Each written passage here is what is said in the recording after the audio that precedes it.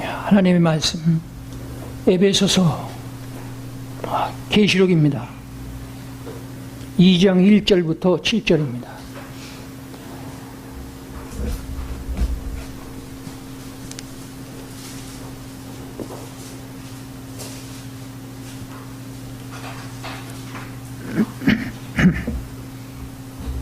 앞에 화면에도 나와 있습니다.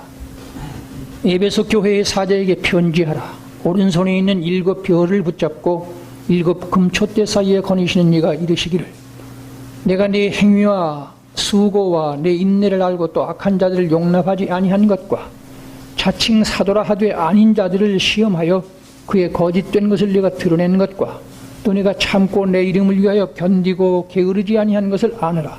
그러나 너를 책망할 것이 있나니 너의 처음 사랑을 버렸느니라.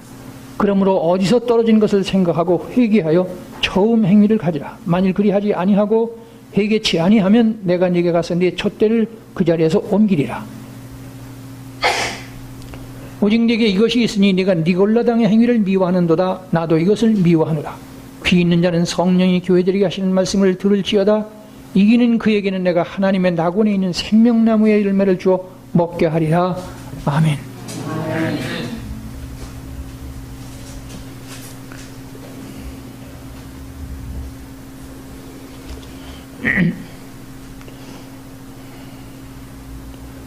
많은 사람들이 문제를 가지고 살아가거든요. 어린 것들은 장난감이나 과자 쪼가리죠. 중고등학교쯤 되면 뭐 용돈일 것이고, 대학생쯤 가면은 애인이 될 것이고, 결혼하고 나면 뭐 집이 문제일 것이고, 뭐 그러저러한 것일 겁니다. 많은 사람들은 문제 속에 살아갑니다. 그 문제를 해결하고 아둥바둥 애를 쓰지 않습니까? 그 문제가 흔히도 돈이 있으면 해결한다는 착각 속에 일제히 빠져 있어요. 여기서 탈출해야 합니다. 그러면 무엇이 처방이냐? 성경 말씀. 예수 믿는다는 말은 이걸 믿는다는 말씀이에요. 이게 진리라는 거예요. 여기 행복이 있고 성공이 있고 여기 영생이 있고. 믿으시면 아멘 하세요. 제가 요새 제 아내에게 근래하기 시작한 소리예요. 엊그제 했나요? 제가 지금 대상포진이라는 걸 아파요. 그래서 약을 먹고 있습니다. 며칠씩. 제가 늘 앉아있는 사람인데 전철을 타려고 그러다가 시간을 맞추느라고 정신없이 젊은 아이들 뛰듯이 뛰었어요. 그랬더니 당장 이상이 왔어. 지금 약을 먹고 있어요. 꽤 아파요. 약국 약사가 하는 말이 그거 잘못하면 관절이 아프고 병원에 입원도 해야 합니다. 뭐 그러더라고요. 겁을 주더라고요. 제 아내에게 한 소리가 하나님의 사람은 하나님께서 아프라면 아파야 돼. 가난하라면 가난해야 하고 실패하라면 실패해야 하고 그걸 각오하는 거야. 하나님이 내게 기도하는 나에게 뭘 주신 것은 유익하게 하려고. 축복일 뿐이지. 이렇게 평신도들에게 하는 말씀은 은혜스러운데 제가 오늘 전하는 말씀은 계시록 강해입니다. 계시록은 천주교에서는 아예 제껴두었습니다. 모른다는 거예요. 근데 제가 여기서 지금 인터넷에 이게 나갑니다. 네티즌에서 이걸 보시는 분들 저를 따라오시면 계시록을 완벽하게 알 수 있습니다.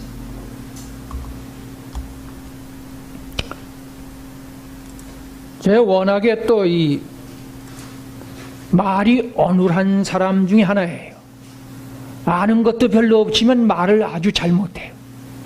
그래서 평소에 제가 이런 설교를, 이런 강의를 잘 안 하는데 이건 언젠가 전 세계에 퍼질지 모르기 때문에 말 실수를 안 하려고 원고를 읽어나갑니다.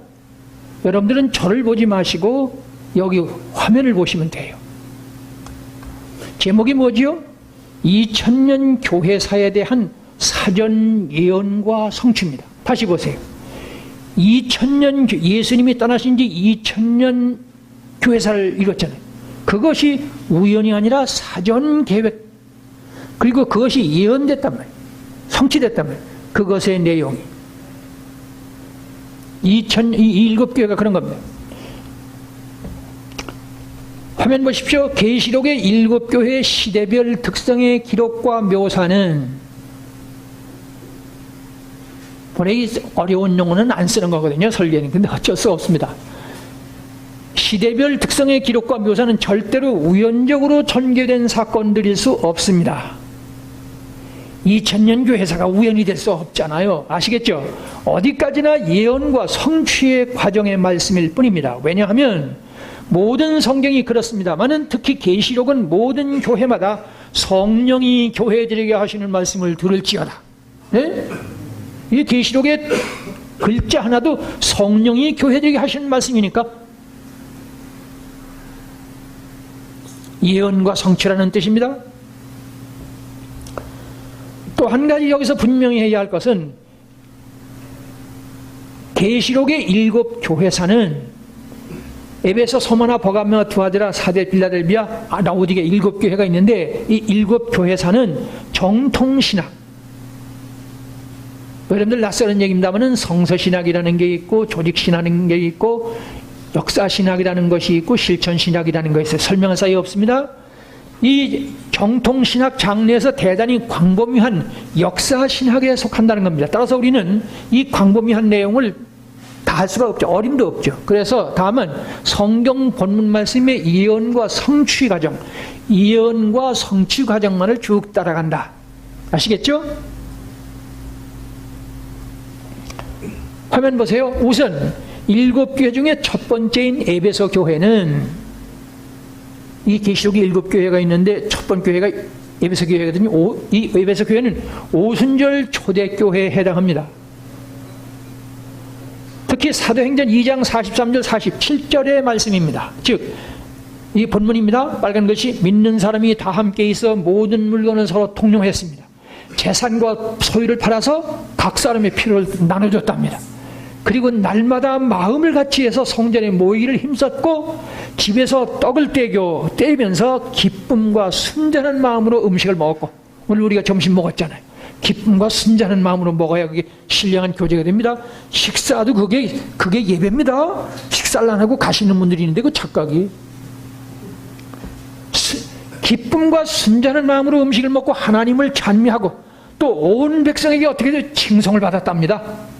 이 가락동에서 우리 교회가 칭송받는 교회가 돼야 합니다. 그러니까 어떻게 하냐, 주께서 구원받는 사람의 무리를 날마다 더 했다. 자연스럽죠. 이 초대교회 이렇게 되면, 즉 인류 역사상 전무후무한 지상낙원적 의미의 교회의 모습을 보인 교회가 에베소 교회입니다. 그런데 오늘의 교회는 어떻습니까? 아마도 극과 극의 정반대라고 말해야 할 겁니다. 요컨대 주일날 교회 차임벨 소리 아시죠?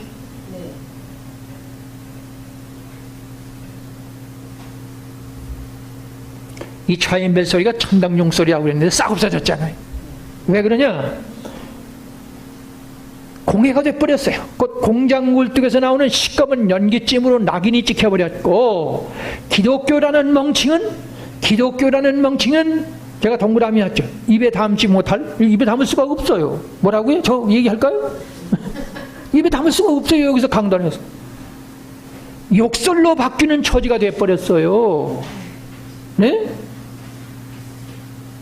다름 아닌 라오디게아 교회의 모습입니다. 곧 여인이 발가벗은 채 길거리를 헤매고 다니면서 부끄러움을 전혀 의식할 줄 모른다는 거예요. 그런 처지가 오늘의 교회라고 성경이 명백히 못받고 있습니다. 이걸 알아야 한다 그 말이에요.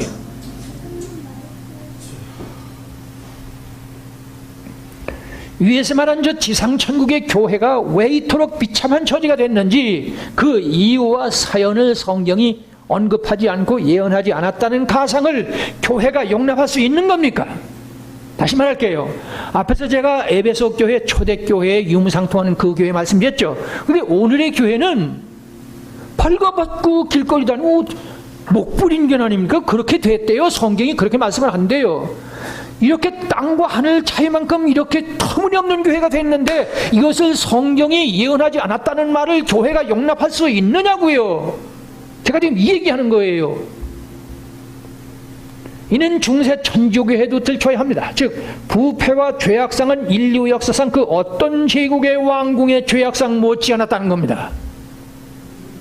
설명하지 못합니다. 아니 극치에 속했을지 모릅니다. 한 가지 예만 들자면 교황 베네딕트 9세 1033년부터 1045년까지 집권한 교황입니다. 백주의 살인과 간음을 자행했고 성직매매는 즉 교회 직무를 사고 파는 일은 너무 일반적인 것이 되어버렸고 부패가 너무 심해서 그 결과 세속적 통치자들이 개입하게 되었습니다. 더러운 성직매매나 간통에 물들지 않은 성직자들이 로마 천주교 안에서는 찾을 수가 없었기 때문이었습니다. 이거 날푸드로 로마 캐톨릭주의의 정체라는 제가 책에서 옮겨드리는 겁니다. 특히 지적되어야 할 것은 저만큼의 죄악상은 인류 역사의 모든 종교사를 모조리 들춰도 전혀 찾을 수가 없습니다. 다른 종교에는 이런 종교가 저런 로마 교황청의 그런 부패를 다른 종교는 흉내낸 적이 없어요. 찾아도 없어요. 이거 생각해야 합니다. 아시겠죠? 무턱대고 열정 내면 언제 떠나갈지 몰라요. 알고 믿어야 합니다. 알고 믿어야 돼요. 그런데 이 계시록은 아예 덮어놓고 알라고 그러질 않아요. 이게 문제예요. 이게 문제입니다. 이는 100번 다시 생각해 볼 일입니다. 왜냐하면 인류의 유일 절대 진리신 예수 그리스도의 몸인 교회가 어떻게 타락한 인생들의 윤리도덕적 차원의 종교보다도 더 심한 타락성을 보이는 것인지 아시겠죠? 무슨 소리인지. 역시 그 이유가 분명히 밝혀져야 할 것 아닙니까? 다름 아닌 계시록의 계시의 주체자이신 예수 메시아께서 이렇게 타락한다는 말씀을 직접 예언하셨거든요. 네? 계시록에 7교회가 있는데요. 이게 2000년 교회사 굉장히 아주 광범위한 내용인데 예수님이 7교회를 딱 해서 마지막 때가 되면 교회가 이렇게 타락한다고 예수님께서 예언했단 말이에요. 아시겠죠? 타락한 인간들이 만들어놓은 종교도 안 그러는데 교회가 이러면 되겠느냐고요. 그걸 예수님이 직접 예언했으니까 그렇게 되는 거죠. 다만 뭐 어떻게 돼? 우린 그걸 알아야 돼. 다음은 종교개혁에 대한 예언의 말씀입니다. 종교개혁이 예언이 됐을까요? 안 됐을까요? 네? 계시록 3장 8절부터 9절인데 다음에 제가 이게 자세히 말씀드립니다. 내가 작은 능력을 가지고서도 내 말을 지키며 내 이름을 배반하지 아니하였도다. 사단의 회당 곧 자칭 유대인이라 하나 그렇지 아니하고 거짓말하는 자들 중에서 며칠 내게 주어서 그들로 내 발 앞에 절하게 하고 내가 너를 사랑하는 줄 알게 하리라. 나중에 다시 한번 말씀드릴게요. 다음 시간에 하겠습니다. 물론 이 말씀에서 사단의 회당 자칭 유대인이라는 자들은 위에 말은 중세 천주교회입니다. 아니 오늘날 개신교도 형편없이 타락했지만은 우선 중세교회 타락은 거기서부터 시작됐습니다. 그런데 저들이 네 발 앞에 와서 절하게 했다는 말씀은 요컨대 1517년 10월 30일자로 선포된 종교개혁의 성공을 예언한 말씀임에 틀림없습니다. 왜냐하면 2000년 교회사 중에는 잘 들으세요. 이거 잘 보셔야 합니다.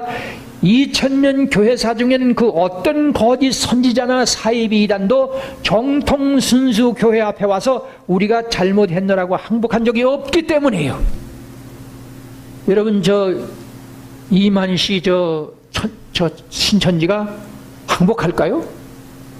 이 2000년 교회사에서 사이비 이단이나 이 거짓 선지자가 진짜 교회 앞에서 머리를 숙인 적은 한 번도 없는데 종교개혁에서는 그렇게 됐잖아요. 바로 그 소리예요.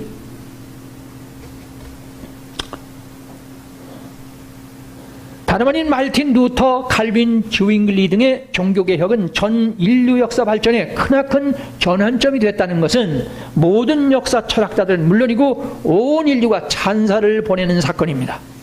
아시겠죠? 무슨 소리인지 아시죠? 이 사실을 다시 한번 명쾌히 깨닫기 위해서 잘 들으십시오. 종교개혁이 없는 교회사를 한번 가상해보면 금방 답이 나와요. 네? 즉 중세 천주교회가 오늘까지 계속됐다면 어떻게 될까요? 인류 역사적으로 이른바 역사의 암흑기 다크에이지라고 그러죠? 계속될 것 아닙니까? 예를 들어 아직도 인류는 지동설이 아닌 천동설이 계속될 것 아니에요. 지동설, 천동설 아시죠? 지금 이 지구가 태양을 돈다는 게 코페르니쿠스, 갈릴레오가 말한 그때부터 그 천주교는 태양이 지구를 돌지 지구가 도는 게 아니라고. 그래서 사람을 죽였잖아요. 따라서 오늘의 자연과학은 상상도 못할 것이고, 한편 우리 중 어떤 사람은 만일 종교개혁이 안 되고 지금까지 천주교회가 계속됐다면 우리 중 어떤 사람은 종교재판으로 인해서 재산 몰수를 당하고 시민권을 박탈당하고 신앙생활을 잘못한다는 이유 한 가지 때문에 화형을 당할 처지가 됐을지도 모르지 않습니까?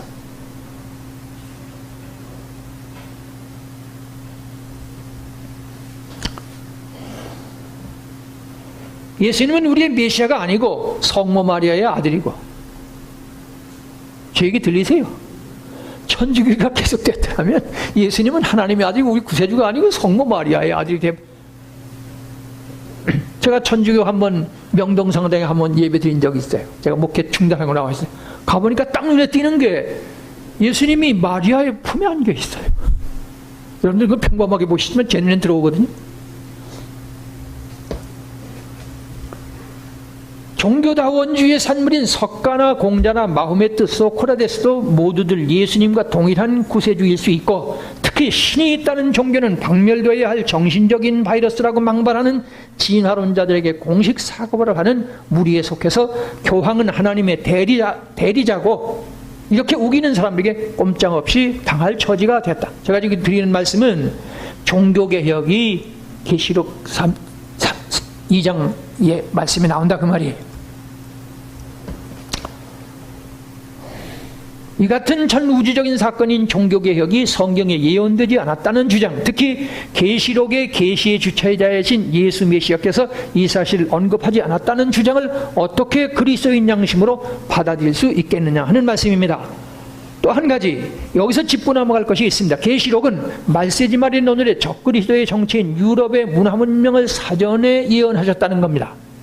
즉 중세 천주교회가 인류 역사에 암흑기를 조성했다는 사실을 모를 사람은 없습니다. 그러나 동시에 절대로 간과하지 말 것은 저 암흑기로부터 해방자라고 말하는 르네상스도 사실은 기독교 문화 풍토에서만 가능했다는 것. 이런 얘기는 저 혼자 할지 모릅니다. 즉 유럽보다 자연과학이 잠시 앞섰던 동양의 유불산의 종교 풍토나 또는 이슬람의 종교 풍토에서는 오늘의 인류가 구가하는 문화 문명은 불가능입니다. 왜냐하면 종교나 문명을 규정짓는 것은 핵심적 특성은 이 종교입니다. 거대 문명은 거대 종교를 낳습니다. 한번 해보세요. 거대 종교는 거대 문명을 낳는다. 사무엘 한식단이 한 말입니다. 무슨 소리냐 하면요, 이슬람 종교가 유럽보다 과학에 앞선 적이 있었고, 또 동양의 유불선 종교가, 동양의 중국이 유럽보다 자연과학에 앞선 적이 있어요. 다른 분에 제가 말씀드렸지만, 그래서 그것이 이슬람 종교가 세계를 지배했거나 지금 유교나 불교나 힌두교가 세계를 지배하면 어떻게 하는지 제가 그 얘기하는 겁니다. 예를 들어 오늘의 자유민주주의가 저들 종교에서는 면목구어입니다. 불가능해. 즉 오늘의 인류를 유럽의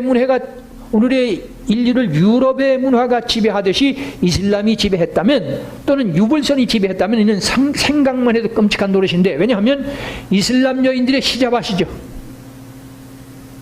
제가 지금 무슨 말씀드리냐 하면은, 기독교가 오늘의 자연과학을 발달시키지 않고 이슬람이 자연과학을 발달시켰다면 전 세계가 이슬람의 지배를 받을 터인데, 얘기하면 끝이 없지만 여자들 이슬람 여인들 쓰고 다니는 거, 뜨거운 여름에 모자 쓰고 다니는 거 보셨죠? 그것이 전 세계 여인들의 현상이 됐단 말이에요. 또는 한국 여인들의 고초당초 맵다 한들 쉽사리보다 더 매우랴 들으셨습니까? 이것이 우리 한국 여성들의 유교가 지배를 했더라면 그렇지 않습니까? 그래서 보세요. 보세요. 자, 여기 다 같이 앞에 보이십니까?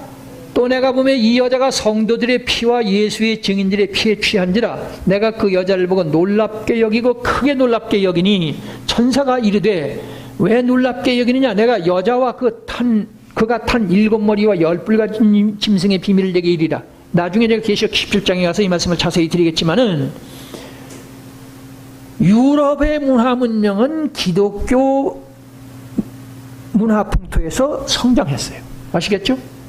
그러니까 유럽에 기독교가 없으면 오늘의 자연과학은 없다는 말을 저는 하고 있거든요. 물론 과학자들은 어림도 없는 얘기지만, 그러니까 오늘의 유럽의 이 권좌를 차지했던 사람들과 이 천주교 교황과의 관계가 좀 밀접했다는 사실을 계시록 17장에서 자세히 말씀하고 있습니다. 아시겠죠?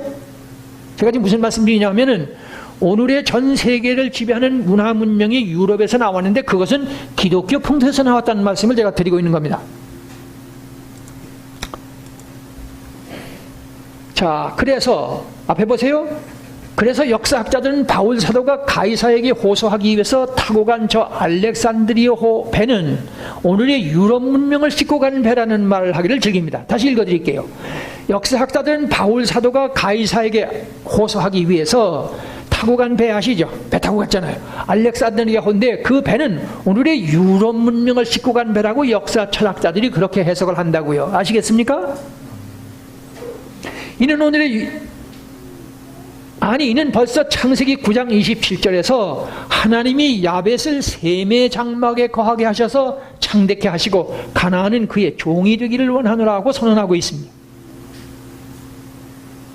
창세기 이 말씀을 제가 길게 할 수가 없잖아요.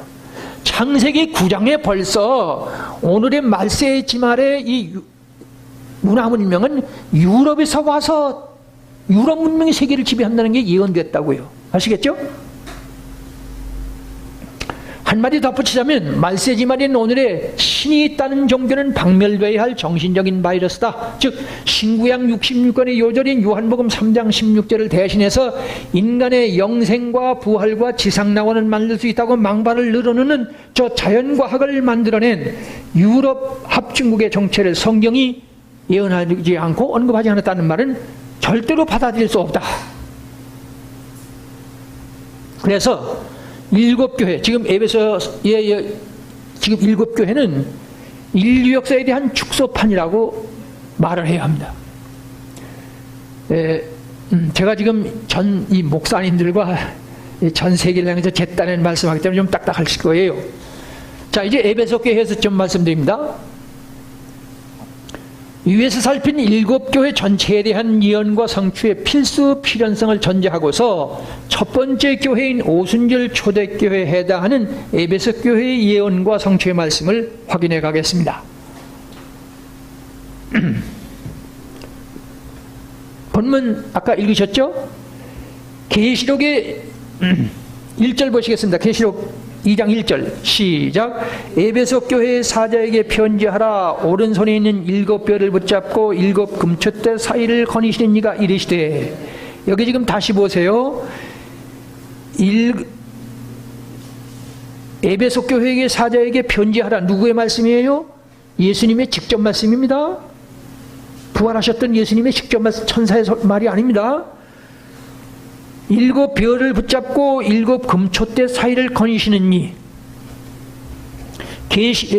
화면 보세요. 계시록의 계시의 주체자가 예수 메시아 당신이심을 분명히 밝힌 말씀입니다.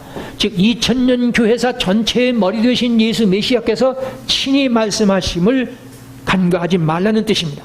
물론 이는 계시록 1장 10절부터 20절에서 지난번에 말씀드린 발에 끌리는 옷을 입고 머리와 털의 희귀가 흰 양털 같고 흰 눈 같고 그의 눈은 불꽃 같다. 이 주님이심을 말씀하는 겁니다. 구체적으로 말하면 계시록에는 사도 요한 앞에 천사도 나타나서 계시를 전하지만 그 배후에는 어디까지나 예수 메시아께서 친히 말씀하시고 있다는 귀띔의 말씀입니다. 왜냐하면 예수 메시아는 잘 아시는 것처럼 하나님의 본체이시기 때문입니다. 따라서 여기서도 잊지 말 것은 계시록은 예수님의 마태복음 24장에 대한 설명일 뿐이라는 것이 반드시 전제되어야 합니다. 계시록은 마태복음 24장은 한 장밖에 없잖아요. 그 말씀을 계시록 1장부터 22장까지 있거든요. 그 설명한 책이라는 것이 그것을 다시 강조한다 그 말입니다. 이 3절 보겠습니다. 2절 3절 시작. 내가 네 행위와 수고와 내 인내를 알고 또 악한 자들을 용납하지 아니한 것과 자칭 사도라 하되 아닌 자들을 시험하여 그의 거짓된 것을 내가 드러낸 것과 또 내가 참고 내 이름을 위하여 견디고 게으르지 아니한 것을 아노라. 에베소 교회를 향한 칭찬의 말씀입니다. 화면 보세요. 내 인내를 알고 악한 자들을 용납지 아니하고 자칭 사도라 하되 아닌 자들을 드러내는 것. 즉 가짜 베드로 바울이 이때부터 벌써 등장하기 시작했다는 뜻이 됩니다. 오순절 교회에 임재하신 강력한 성령의 역사하심을 엿볼 수 있는 구절이죠. 예를 들어 사도행전 3장 1절부터 10절에 예루살렘 성전 미문에서 구걸하던 나면서 안진병이 된 사람을 벌떡 일으킨 사건은 순식간에 온 예루살렘뿐만 아니라 전 유대 지경에 번져갔을 것입니다. 그래서 하나님의 말씀이 점점 왕성하여 예루살렘에 있는 제자의 수가 심히 많아지고 허다한 제사장의 무리도 이도에 복종하니라고 말씀합니다. 분명한 것은 이때의 성령의 역사는 당시의 유대교를 영적으로 완전히 압도했다는 것만은 명백한 사실입니다. 그러나 동시에 3절은 네가 참고 내 이름을 위하여 견디고 게으르지 아니한다. 이 말씀은 게으르지 않았다는 이 말씀은 완전한 해석이 아니에요. 코피아오라는 이 헬라말은 지치도록 힘든 것에도 쇠잔해지지 않았다는 그런 뜻이에요. 게으르지 않았다는 말하고는 전혀 다르죠. 그래서 베드로가 헤롯에 의해서 감옥에 gat혔지만 천사의 인도로 감옥에서 풀려나는 등 교회의 성령의 역사는 적어도 유대교 지도자들 외의 백성들에게는 복음의 능력에 놀라고 감탄할 수밖에 없는 상황이었음이 분명합니다. 중간에서 이런 말씀드립니다.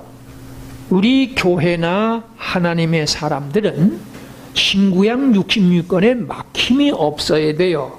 모르는 것이 없어야 비로소 하나님의 사람입니다. 아시겠죠? 근데 2000년 교회사는 다음에 제가 말씀드리겠지만은 감춰졌지만은 말세 교회는 그럴 수가 없어요. 그렇기 때문에 딱딱하지만 제가 이 계시록을 지금부터 강해해 나가는 다는 못합니다만은 중요 요소는 계속 강해해 나갈 것입니다. 한편 여기 스데반의 순교 사건이 벌어졌습니다. 따라서 유대교와 영적 대결은 더욱 첨예화되었던 겁니다. 물론 스데반의 순교 장면은 완전한 승리로 끝나고 있었습니다. 즉 돌에 맞아 피를 흘리며 죽어가는 순간에도 천사의 얼굴을 잃지 않았답니다. 네? 뺨을 맞아도 천사의 얼굴을 잃지 않게 하소서. 평생 기도의 제목을 가지면 성령 충만한 사람 됩니다. 아시겠죠? 말 한마디에도 이렇게 왔다 갔다 하면 안 돼요. 아시겠죠? 하나님의 사람이 뺨을 맞아도 뭐 벼락이 쳐도 하늘이 무는데도 끄떡 해야 되는데 안 그렇습니까? 맞죠? 제 말이. 그걸 기도를 해야 돼요. 말씀만 들어가지는 안 돼요. 잘 들으세요? 내가 드리는 기도는 내 머리에서 나온다거나 감정에서 나온다 성경 지식에 나오는 그런 본에서 온 게 아니고 어디간 내 심령 깊은 곳에서 성령의 말하게 하심을 따라 말을 해야 되는데 스데반처럼 돌에 맞아 죽는 순간에도 천사의 얼굴을 변치 않게 하소서 하는 이런 기도의 제목을 가져야만 비로소 서서히 변화되기 시작하는 겁니다. 아시겠죠? 하여튼 천사 베드로는 스데반은 그랬다는 겁니다. 그러나 여기서 주의할 것은 스데반의 순교 사건이 곧 오늘의 전 세계 교회에 통념화되어 있는 초대교회가 로마의 원형극장에서 사자밥이 되는 상황의 연결은 아니었다는 점. 착각하면 안 돼요. 저것은 에베소 교회 다음인 서머나 교회에서 제가 말씀을 드리겠습니다. 그렇지만 스데반의 순교 사건으로 오순절 초대교회는 그날의 예루살렘에 있는 교회에 큰 박해가 있어서 사도 외에는 유대와 사마리아와 모든 땅으로 흩어지니라고 말씀합니다.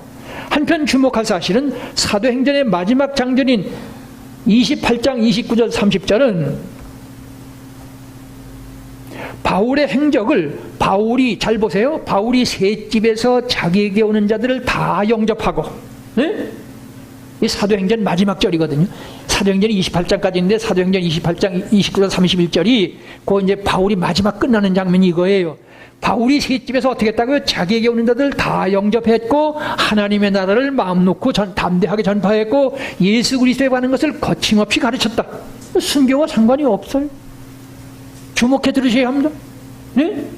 이런 거 주목해봐야 해도 이런 걸 모르면 오해해요. 즉 순교자로서의 바울 사도는 전혀 언급하지 않습니다. 그래서 4, 5절은 나같이 주목해야 하는데 4, 5절 봅니다. 4, 5절 시작. 그러나 너를 책망할 것이 있나니 너의 처음 사랑을 버렸느니라. 그러므로 어디서 떨어졌는지 생각하고 회개하여 처음 행위를 가지자.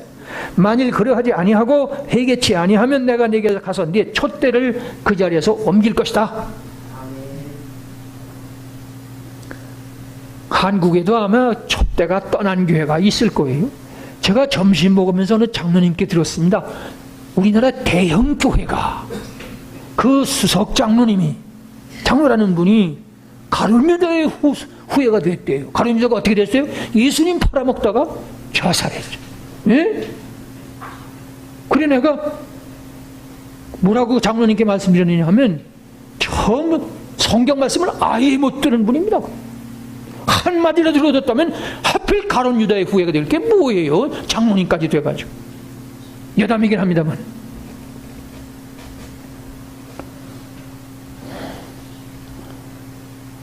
책망의 말씀인데 처음 사랑을 버렸답니다.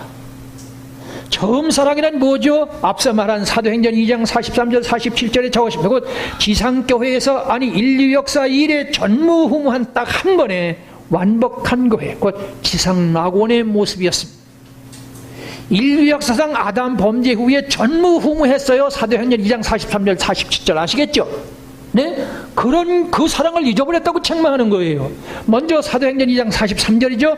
사도로 말미암은 기사와 표적이라는 말씀이 나옵니다. 그게 뭐냐? 앞서 말씀드렸습니다만 사도행전 3장 1절부터 10절에 나면서 안진뱅이가 벌떡 일어나 걷기도 하고 뛰기도 하면서 하나님을 찬미하며 그것입니다. 물론 이는 정상적인 그리스도의 교회로서는 필연이고 필수적인 사건입니다. 그리고 2장 44, 45절에는 한마디로 줄여서 설사 한 핏줄에서 태어난 형제자매 아니 부모 자식 간에도 실천이 쉽지 않은 사항입니다. 다시 한번 보실까요? 네?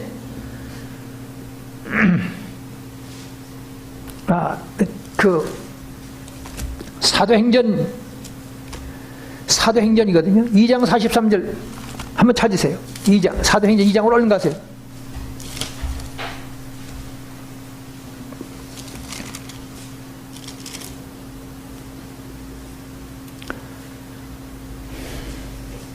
(44절입니다) 믿는 사람이랑 함께 있어 모든 물건을 서로 통용했죠.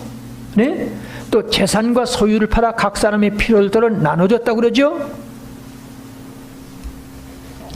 여기 보십시오. 이것은 부모 형제도 형제가 하는 것하고 부모 자식 간에도 어려워요. 왜 그러냐 하면 길게 말씀 못 드립니다만은 자식은 품 안의 자식이라고 그러잖아요. 품을 떠나면 벌써 남이 된다는 얘기. 이건 사도행전에서 지금 자기 소유를 다 팔아서 잘 아시죠? 요새 신문에 부모가 자식을 고발하고 자식이 부모를 고발하는 사건.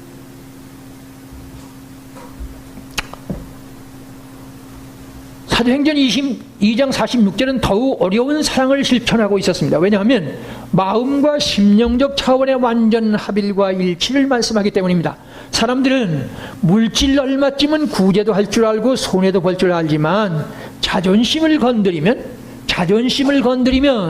0.1mm도 양보 안 해요. 0.001초도 참거나 양보할 줄 모릅니다. 그렇죠? 그래서 예를 들어 한국 사회가 60, 70년대 보릿고개에는 말할 때는 부부 이혼이라는 것이 극히 드물었어요. 극히 드물었어요. 그런데 이 사이는 OECD 20국가 중에 1등이에요. 왜 그렇습니까? 먹고 살만하니까 자존심만 들었다는 얘기.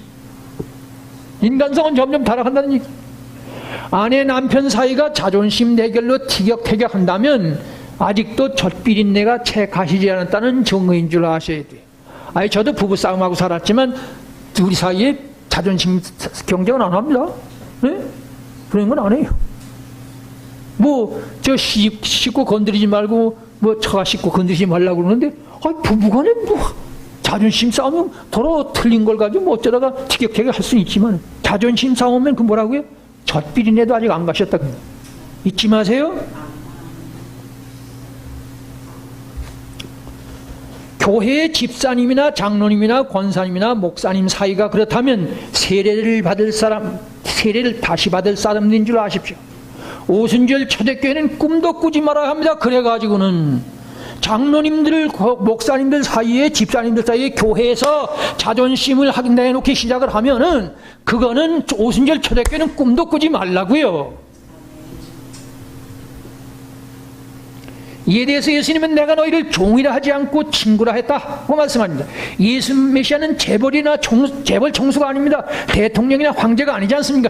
여호와 하나님의 본체 아닙니까? 그런데요, 우리를 향해서 친구래요. 우리 친구 되십시다. 친구란 말은 무슨 말이에요? 부모 팔아 친구 산다고 그러는데, 이거 뭐냐면 친구 사이는 뭐 막 놓고 지낸다는 얘기 아닙니까? 여기 우리 최 목사님 있잖아요. 제가 맘 놓고 그랬어요. 근데 어떤 거는 얘기를 못 하겠어요. 저하고 잘 안 통한다는 얘기죠.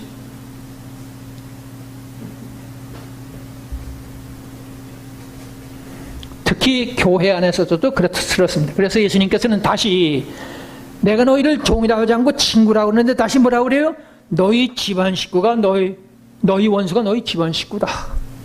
하나님의 말씀 안에서 통하면 하나님이 우리를 친구로 삼아주지만은 하나님의 말씀을 떠나면 너희 식구가, 너희 부부가, 너희 아들, 딸들이, 너희 부모가 원수일 수 있다는 얘기, 얼마나 놀라운 진리입니까? 안 그렇습니까? 예수 말씀 안에서 하나가 돼야 친구가 됩니다. 마음이 안 통하면 친구가 될 수가 없어요. 알아들으십시오? 그래서 사도 바울은 저 말씀의 실천 방법을 가르칩니다. 거짓을 버리고 각각 형제들로 더불어 참된 것은 진실을 말해라. 이는 우리가 서로가 지체가 됨이니라. 뭐라고요? 형제 자매라면 개체 인격이니까 얼마든지 다툼이나 분쟁이 가능하지만 내 몸에 손과 발이 다툰다? 손과 발이 어떻게 다투어요? 발에 가시가 박혀 고통스러운데 눈은 갈라오는데 손은 안 움직인다? 그건 중풍병자죠. 오순절 교회의 형제들은 그야말로 내 몸의 지체와 같은 사랑을 실행했다는 겁니다. 2000년 초대교회부터 이것을 너희들이 처음 사랑을 버렸더니 지금 어디까지 왔느냐? 2000년 동안 그걸 버렸으니까 라오디게교회에 왔죠. 그러면 왜 처음 사랑을 버리게 됐을까요? 두 가지 측면으로 진단이 됩니다. 첫째, 오순절 초대교회는 예수님의 12 제자들이 주축이 됐었습니다. 그런데 스데반 순교 사건을 계기로, 즉 교회가 사도 외에는 모두 유대와 사마리아 모든 땅으로 흩어지니라. 이때부터 교회는 예수님의 직접 말씀으로 훈련된 12 사도들의 직접 지도와 인도를 받을 수가 없거나 멀어졌습니다. 둘째는 12 사도를 대신해서 교회를 말씀으로 가르치고 양육해 줄 만한 영적 지도자가 없었다는 겁니다. 바로 이것이 문제입니다. 즉 성령 은사의 체험은 계속됐을지 모르지만, 다시 말할게요. 성령 은사의 체험은 계속됐을지 모르지만 그 성령 은사는 근본 목적이 진리의 말씀의 음성에 귀를 기울이게 해주고 그 말씀의 순종의 삶과 인격의 훈련이 돼야 하는데 그것이 없었어요. 따라서 앞서 말씀드린 재산과 소유를 팔아 각 사람의 필요를 따라 나누어주고 날마다 마음을 같이하여 성전에 모이기를 힘쓰는 그런 교회의 모습은 점점 상실해져 가지고 중세 천주교의 터무니없는 교회가 되어버렸고 오늘의 라오디게가 됐다. 이에 우리는 저것에 대한 확증적 근거를 말할 수 있습니다. 다름 아닌 중세 천주교의 부패의 결정적 원인은 여러 이유가 겹쳤겠지만 그 중에도 결정적 원인은 말씀의 부재. 한번 해보세요. 말씀의 부재. 무슨 말씀? 공자의 말씀도 석가의 말씀도 대통령 말씀도 철학자의 말씀도 뭐 선생님의 말씀도 뭐 부모님의 말씀도 다 필요하겠지만은 하나님의 말씀, 설교는 홍수처럼 쏟아져 나오는데 그런 말은 안 할게요.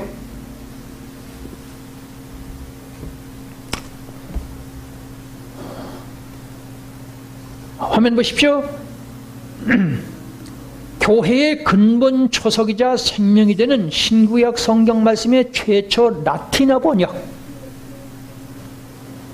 신구약 성경을 헬라어와 히브리어로 되어 있는데 이 라틴어 번역이 언제인지 잘 보세요. 4세기의 제롬, 목사님들은 나는 얘기하면 제롬이라는 신학자입니다. 4세기, 예수님이 들어가신 지 400년 만에 라틴어로 겨우 해석이 됐대요. 그러니까 성경을 그동안 안 봤다는 얘기예요. 영어 번역의 최초는 1384년 예수님이 승천하신 지 성령이 주신데, 성령은 임재했는데 도대체 성경을 1400년 동안 거의 안 봤다는 얘기예요. 따라서 성경은 신부들만의 전유물이 될 수밖에 없었습니다. 교회의 부패는 불을 보듯 뻔한 노릇이었습니다. 제 얘기 알아들으시나요? 특히 AD 315년 난트 칙령 후에는 성령의 은사의 체험도 거의 흔적을 감추었을 것은 넉넉히 짐작이 갑니다. 이는 수도원에서조차 경건을 위한 금욕주의는 있었지만은 성경은 못 읽은 거예요. 네? 제가 이 계시록을 강의하기 시작한 이유가 이겁니다. 제 책에는 이걸 취급을 못했어요. 왜냐하면 너무 방대해지기 때문에. 성령의 역사도 없고 성경 말씀도 없는 교회가 교회일 수 없는 것은 영혼이 떠난 육체가 인간이나 인격일 수 없는 것과 똑같습니다. 앞서 언급한 중세 천주교회의 난장판, 술주정뱅이, 깡패 같은 몰골이 되는 것은 바로 이것, 말씀의 부재 때문입니다. 아시겠습니까? 자, 여기서 강조합시다. 한국교회 성령의 원천은 엄청 많은데, 참 외람되고 죄송스러운 편입니다만은 제가 만나서 마음을 털어놓을 사람이 쉽지 않아요. 용서하시고 들으십시오. 제가 진실한 얘기 해도 어떡합니까? 여기서 거짓말을 할 수는 없잖아요. 저 같은 사람이 그럴진데 진짜 영의 사람들은 더욱 답답할 거예요. 요한복음 1장 1절부터 3절 아시죠? 말씀이 곧 하나님입니다. 아니, 어떤 종교경전의 언어가 하나님이라는 가르침이 어디 있어요? 근데 성경은 말씀이 곧 하나님이고 하나님이 곧 말씀이래요. 말씀이 없다는 말은 진짜 하나님이 어디로 교회에 소졌다는 얘기 아닙니까? 여기서 피에 덧붙여야 할 것이 있습니다. 신구약 성경의 완전 해석은 말세지말의 교회에게 맡겼다는 겁니다. 다시 읽어드릴게요. 다시 보세요. 필히 덧붙여야 할 것은 신구약 성경의 완전 해석, 아시겠죠? 계시록까지 완전 해석은 말세지말의 교회에게만 맡겨졌단 말이에요. 아시겠죠? 14세기까지 영어 번역이 유럽은 영어 아닙니까? 영어 번역이 1400년까지 그때 됐다니 기가 막힌 얘기 아니에요? 달리 말하면 신구약 성경은 오직 말세지말의 예수 메시아 재림의 그때를 집중 조명하고 있다는 겁니다. 다시 말씀드릴게요. 신구약 성경은 말세지말에 예수님이 재림하신다는 말씀에 조명되어 있어요. 아시겠죠? 그래서 다니엘서 12장 4절은 다니엘아 이 말을 마지막 때까지 간수하고 봉함해라. 많은 사람이 빨리 왕래하고 지식이다 하리라. 이것만 가지고 1시간 이상 말해야 되는데 다니엘이 12장까지인데 마지막에서 4절에 가보면 이 다니엘 전체를 마지막 때까지 한번 해보세요. 간수하고 봉함해라. 못 보게 한다고 말이에요. 그 무슨 소리냐? 빨리 왕래하고 지식이다 하는 거 제가 한참 얘기해야 합니다.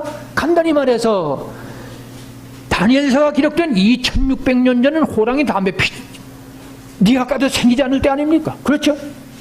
근데 그때 오늘의 지금 비행기가요, 조금 있으면 비행기가 인천공항에서 뉴욕까지 2시간이면 가는 때가 와요. 그런 비행기가 벌써 나왔어요. 아시겠죠? 네? 그 교통 편리는 잘 아시죠? 그리고 무엇보다 통신 편리가요? 지금요, 제가 핸드폰 당장에 미국인 목사님 당장에 부를 수 있죠. 아시죠? 그걸 그때까지 이 다니엘서나 에스겔서나 스가랴서나 계시록은 해석이 안 된다는 말씀 아시겠죠? 제가 이거를 지금 기록할 거 없어요. 나중에 인터넷에 나가 있습니다. 이게 인터넷에서 보시면 나중에 자세히 보실 수 있어요. 그 다음에 계시록 10장 2절부터 4절은 그 손에 펴놓은 작은 두루마리를 들고 사자가 부르짖는 것 같이 큰 소리로 외치니 그가 외칠 때 7 의뢰가 그 소리를 내어 말하더라. 7 의뢰가 말을 할 때 내가 기록하려고 하다가 들으니 하늘에서 소리가 나서 말하기를 7 의뢰가 말한 것을 인봉하고 기록하지 말라. 다니엘서 12장 말씀과 같은 얘기거든요. 그러니까 다시 말하지만 계시록이나 에스겔, 다니엘서, 스가랴서, 마태복음 24장 이 말씀은 지금의 컴퓨터나 인터넷이나 비행기나 이런 것들이 나오기 전에는 해석이 불가능했다. 무슨 말씀 제가 드립니까? 신구약 66권은 왜 14세기까지 영어 번역이 안 됐었느냐? 마지막 때 가서 이 신구약 성경을 해석되게 되어 있다 그 말이에요. 아시겠죠? 목사나 교회의 존재 목적은 어디 있느냐? 신구약 성경을 완전히 해석하는 데 있어요. 오늘의 전체 인류와 국가, 사회, 가정, 개인의 모든 문제는 어디 있느냐? 성경 해석이 안 된 여기에 있어요.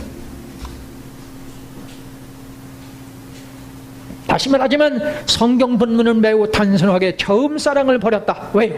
하나님의 말씀이 없기 때문에. 즉 앞서 말한 지상천국의 교회를 이미 오순절 초대교회부터 상실하기 시작했다고 말씀합니다. 왜 그렇죠? 비슷한 말이지만 최초의 성령 은사의 체험의 감격을 상실했다는 겁니다. 특히 주의할 것은 그 성령의 체험이 방언의 은사예요. 네? 어떤 분은 방언 안 해야 된다는 말을 하는 사람도 있다고 합니다. 이 타락한 인류에게 예수 그리스도의 이름으로 모인, 거기서 타락한 사람들 아닙니까? 거기에 드디어 하나님의 전지전능 무소부지의 하나님의 여호와 하나님의 성령이 임재하는데 방언으로 임재했다는 거 잊어버리면 안 돼요. 아시겠죠? 이 방언이 해석이 돼야죠. 나중에 제가 방언 해석 다시 말씀드릴게요.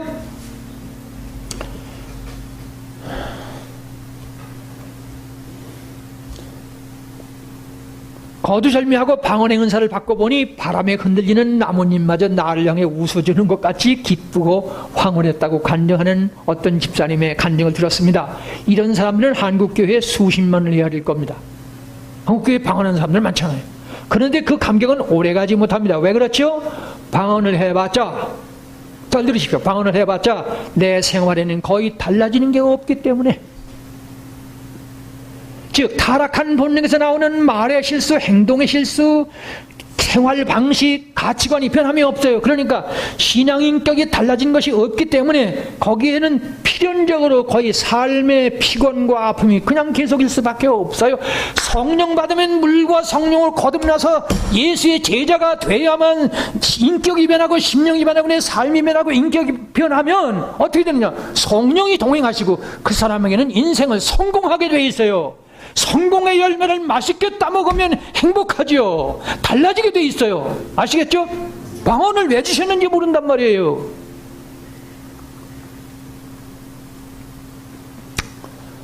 그러면 어떻게 하면 첫사랑의 감격을 계속적으로 누릴 수 있을까? 요컨대 영의 눈을 떠야 합니다.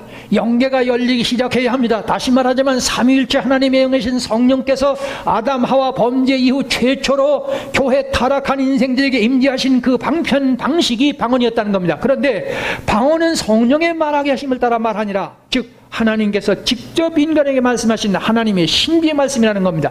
바울 사도가 자세히 가르치는 대로 저부는 것인지 검은 것 하는 것인지 쉽게 알아듣지 못하는 말씀이라는 겁니다. 그러면 하나님께서는 알아듣지도 못하는 말씀을 왜 교회에게 주셨을까? 거두절미하고 방언은사를 받은 사람은, 잘 보세요, 신구약 성경을 완벽히 통독통달할 만큼의 진리의 말씀이 되라는 겁니다. 아시겠습니까? 제가 이 방언은사에 대해서 말씀드린 게 있는데, 방언은사가 알아듣지를 못한다고 분명히 방언은사 통역 함부로 하면 안 됩니다. 방언은사 통역 제가 다음에 말씀드릴게요. 이미 말씀도 드렸고, 그건 뭐냐 하면 저부는 것인지 검은 것 하는 것인지 모른대요. 바울이 하는 말. 바울이 방언은사라는 9가지 은사 중에 하나를 줬지만은 이 바울이 직접 방언은사 통역한 거 보셨어요? 없어요. 신비의 언어. 왜 그럴까요? 신구약 60권을 이게 신비의 말씀이거든요. 맞죠? 이 전체를 통달하란 말이에요. 아시겠죠? 이걸 통달하면 어떻게 됩니까? 말씀에 붙잡히면 변화되게 돼 있어요. 이 신앙생활 하면서 끔찍도 안 하는 사람이 있거든요. 전혀 변화, 행동이 그대로. 여러분 떫은 감 아세요? 떫은 감 그 한 입도 못 깨물어요. 그걸 어떻게 먹어요? 서서히 익어야 합니다. 달콤한 홍시감이 되십시오. 떫은 감이 아니라 달콤하고,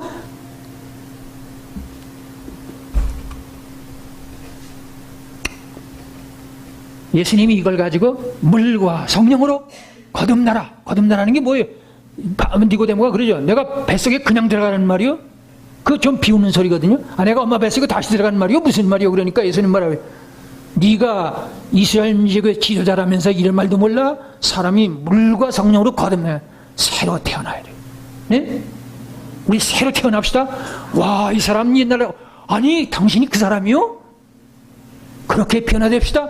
적어도 기도의 제목은 가져야죠. 오늘 여러분이 회개하라는 말씀 들었잖아요. 적어도 고치려고 마음을 먹어야 될 거 아니에요.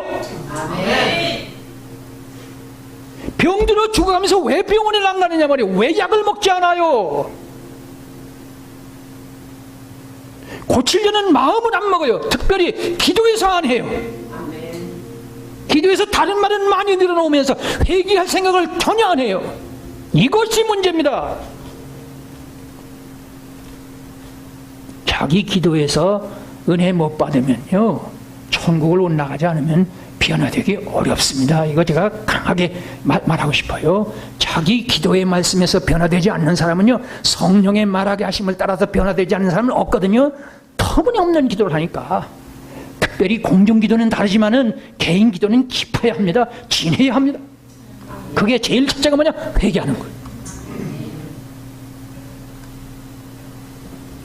구체적으로 말해서 성경 말씀을 읽을 때마다 눈에 들어오는 말씀이 있고 나도 모르게 와, 놀라운 말씀이다. 한번 해보세요. 와, 놀라운 말씀이다. 그렇게 돼야죠. 점점 많아져야 합니다. 그런 말씀이. 그리고 점점 깊어져야 돼요. 언젠가는 신구약 성경이란 이런 책이었구나. 아, 이게 성경이 이런 책이구나. 그렇게 돼야 합니다. 그래야 영의 눈을 뜨는 거예요. 아시겠죠? 열심만 가지고는 소용없어요. 소용없어요.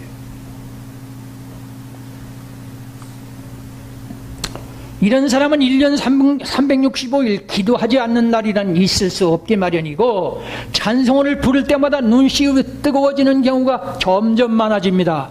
내가 평생 외우는 곡이 5곡, 10곡, 20곡 많아져야 돼.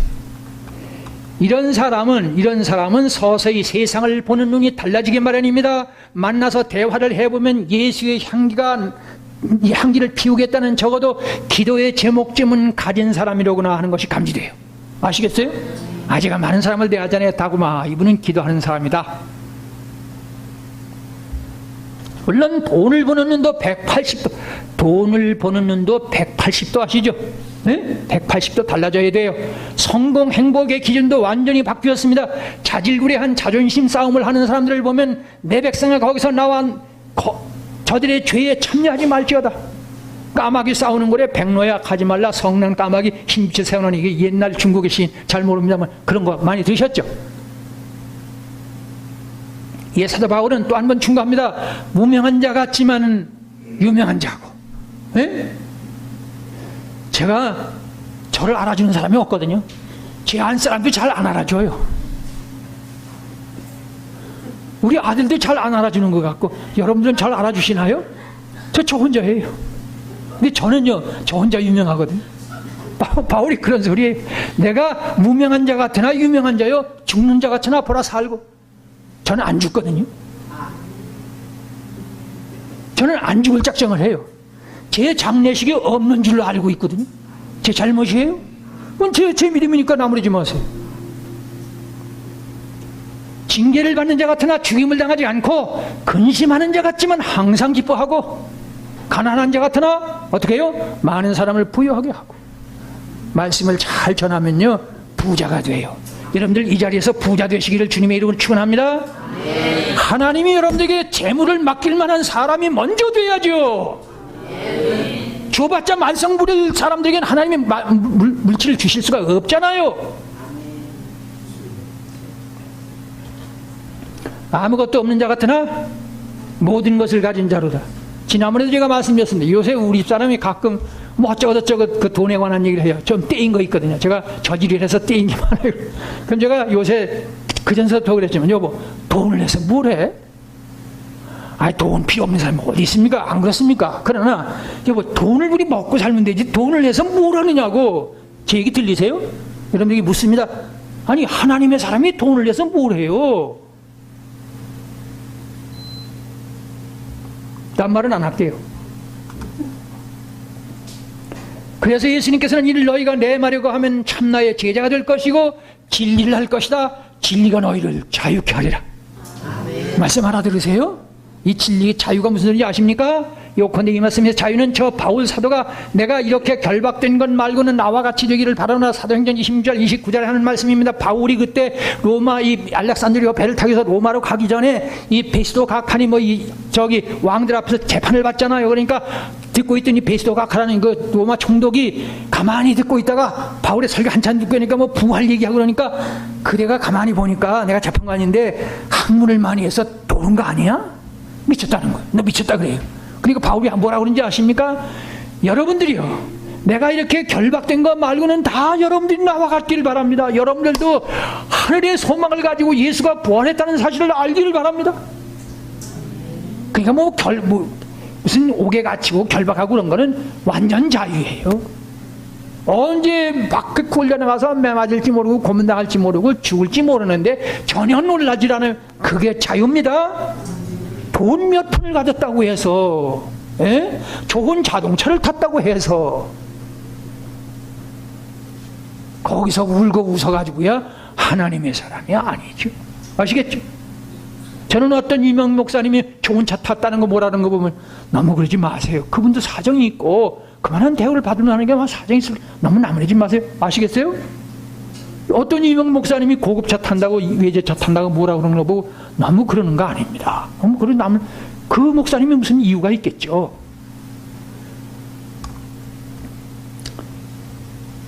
칠 절 마지막 절 다 같이 보십니다. 다 같이 읽습니다. 귀 있는 자는 성령이 교제하게 하신 말씀을 들을지어다. 이기는 그에는 내가 하나님의 낙원에 있는 생명나무의 열매를 먹게 하리라. 오순절 초대교회는 천국의 현실감 및 입체감이 연속적이었습니다. 이긴 그에는 내가 하나님의 낙원에 있는 생명나무 열매를 주어 먹게 하리라. 다름 아닌 에덴 동산에서 아담 하와가 범죄하기 전에 그대로 직행시키겠다는 약속과 선언의 말씀입니다. 그래서 사도 바울은 너희가 이 시기를 알거니와 찾아가 깰 때가 벌써 되었으니 이는 이제 우리의 구원이 처음 믿을 때보다 가까웠습니다. 밤이 깊고 낮이 가까웠으니 그러면 우리가 어둠의 일을 벗고 빛의 갑옷을 입자. 이게 무슨 말씀이냐면 여기 보세요. 바울은요 그때 그냥 들림받을 생각을 했어요. 저도 세월이 더 갈지 모르지만 저는 제 생각에 그냥 들림받을 것 같아요. 네? 그래야 돈이 아롬하거든요. 경상도 사투리입니다. 아롬해요. 아시겠어요? 저는 가장 극적이고 감동적인 천국의 현실감 및 입체감은 스데반이, 아시죠? 스데반이 돌에 맞아서 피를 흘리면서 죽어갈 순간에도 저들의 죄를 저들에게 돌리지 말아주시기를 그들의 영혼을 위해서 기도해요. 그리고 뭐라 그럽니까? 주 예수여 내 영혼을 받아주시옵소서. 네? 거기서 여러분들 아시죠? 지금 하늘에 주 예수께서 하늘 보좌 우편에 서 계신 것을 내 눈으로 본다. 천국의 현실감, 입체감을 가지고 있는 사람이 순교하는 거예요. 네? 우리 모두가 순교할 사람은 없잖아요. 저도 순교를 하려는지 어찌 잘 모르겠어요. 근데 제가 이 계시록에 보니까 저는 순교를 해야 할 것 같아요. 그런 복이 있을 것 같아요. 네? 천국의 현실감, 입체감. 자, 제가 말씀드립니다. 하나님은 우리를 지으실 때 보수적 존재로 지으셨어요. 한번 해보세요. 보수적 존재. 우리 어린 것들에게 심부름을 시키면 용돈을 주든지 칭찬하든지 해야 돼요. 안 그러면 어떻게 되느냐? 하나만 안 돼요. 에덴 동산에서 이 선악과 따먹지 마라. 그러면 너는 이 에덴 동산에서 영원히 죽지 않고 이 엄청난 것을 누린다. 따먹지 마라. 내가 줄게. 아시겠죠? 보수적 존재예요. 하나님은 우리 보고 그냥 봉사하라는 거, 그냥 십자가 지고 그냥 헌신하라는 거 아니에요. 네가 요만큼만 헌신하면 이 엄청난 것을 줄게. 스데반 집사 보는 거 알지? 그거 가지라는 거예요. 그게 없으면 소용없어요. 잠깐 그러다 상황이 바뀌면 딴 사람 돼버려요. 아시겠죠? 그래서 여기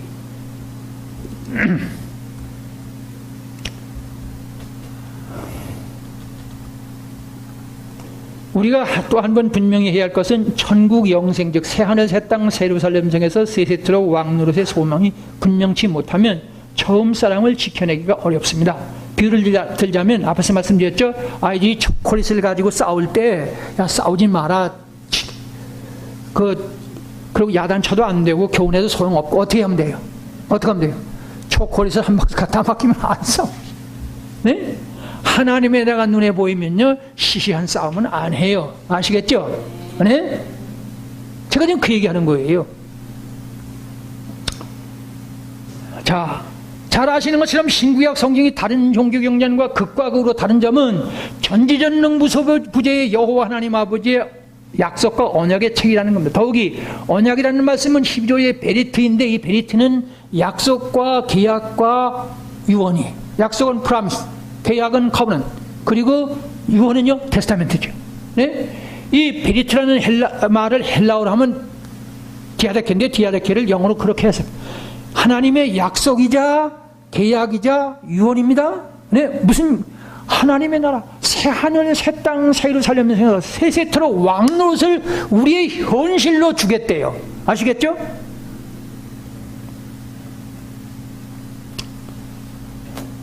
자, 시간이 가기 때문에요.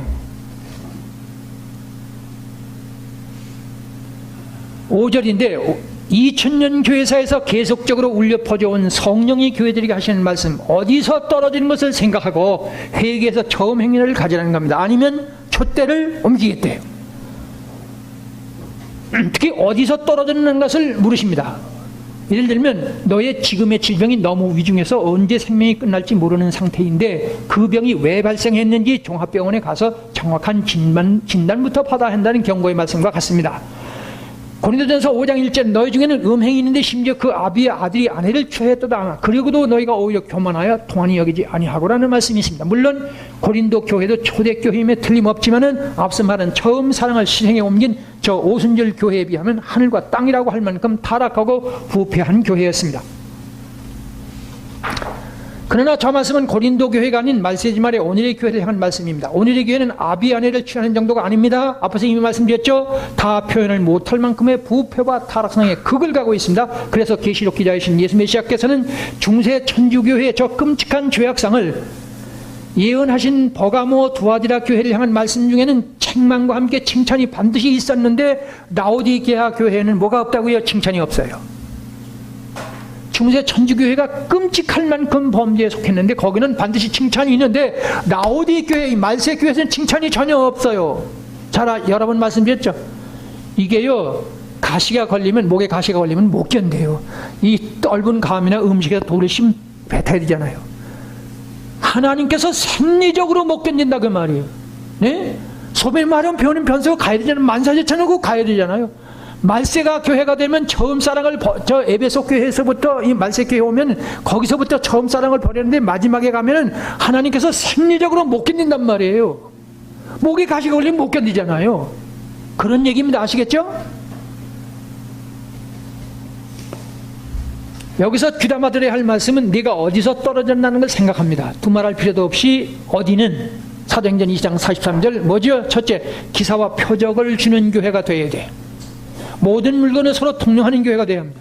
자산과 소유를 팔아 각 사람의 필요를 따라 나눠주는 교회가 됩니다. 날마다 마음을 갖춰 성전에 모이기를 힘써야 합니다.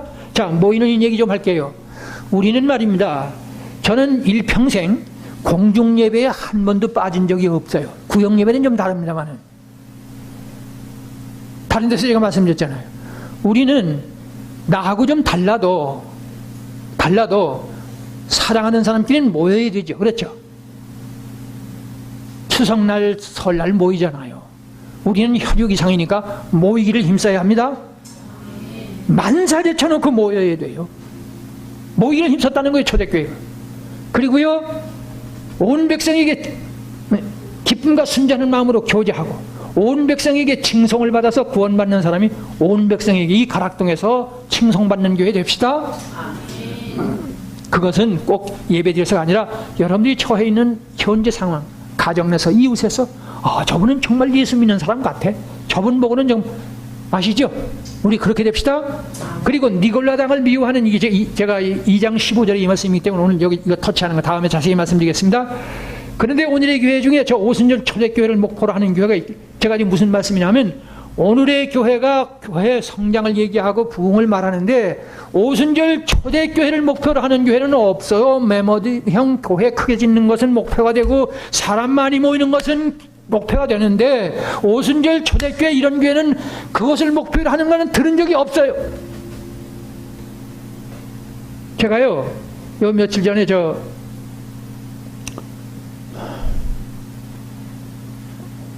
신천지 교회요. 인터넷에서 보니까 제가 그 사람들이 주로 계시록을 가지고 말하잖아요. 그래서 일부러 들어가 보니까 또 춥대다. 그래서 보니까 사람이 한 10,000명쯤 모였어요. 이게 상당하죠, 10,000명이니까. 뭐 꽉 찼어요. 근데 이만이라는 사람이 나와서 이 사람이 설교를 하는지 농담을 하는지 설교를 하는지 농담을 하는지 잡담을 하는지 모르겠어요. 그런데 그냥 아우성을 치니까 뭐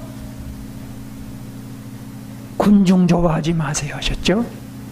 하나님의 사람은 예수의 고독, 선지자의 고독을 즐길 줄 알아야 돼요.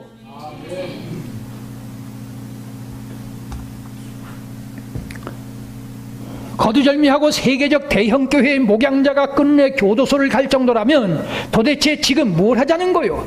그렇게 곤드레만데 술을 먹고서 어떻게 운전을 한다는 것인지 우선 술부터 깨야 하고, 아니 운전석에서 술이 취했으면 내려와야죠. 제가 무슨 말씀드리는지 아시죠? 우리 지금 그런 상태예요. 그래서 계시록 14장 9절입니다. 여기 술 취한 얘기가 나와요. 그 뒤를 따라 큰 음성으로 만일 누구든지 짐승과 그의 우상에게 경배하고 이마에나 손에 표를 받으면 그도 하나님의 진노의 포도주를 마십니다. 한번 해봐. 진노의 포도주. 섞인 것이 없이 부은 포도주를 먹인대요. 하나님의 말씀에서 떠나가면 어떻게 되느냐? 바벨 아시죠? 또라이를 만든대요.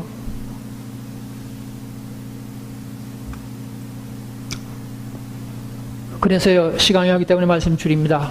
결론은 언제든지 모든 예언서의 마지막은 예수님의 멸망에 가정하는 겁니다. 멸망에 가정한 게 뭔지 아시죠? 오늘의 이 유럽의 문화 문명이에요. 경제, 정치, 과학, 군중, 이런 것이 지금 군중이 말하는 시대거든요. 얘기 또 드릴게요. 군중이 말하는 시대예요. 군중에서 대통령도, 국회의원도, 군수도, 도지사도 나오고, 모든 군중이 있어야 장사도 돼요. 그저 사람들의 인기 여론 이게 합니다. 하나님께서 나를 어떻게 보시느냐, 거기에 초점을 맞추. 사람들이 나를 어떻게 보느냐, 제가 그거 안 하려고 애를 쓰잖아요. 그렇다고 막대할 수는 없고. 제 얘기 이해하십니까? 내 맘대로 내 함저 사람 실적할 거고 대주는 하는데 안에 딱 끊어요. 아주 길을 가릴까 그런 생각이 들어요. 난 상관없거든요. 제가 우리 아들에게 자주 얘기합니다. 나가서 택시 운전을 할지라도 교인들 눈치 보지 말라고. 오늘 제가 계시록 2장 1절부터 7절에 2000년 교회사가 예언됐다는 거, 그것이 초대교회가 바로 에베소 교회라는 말씀드렸습니다.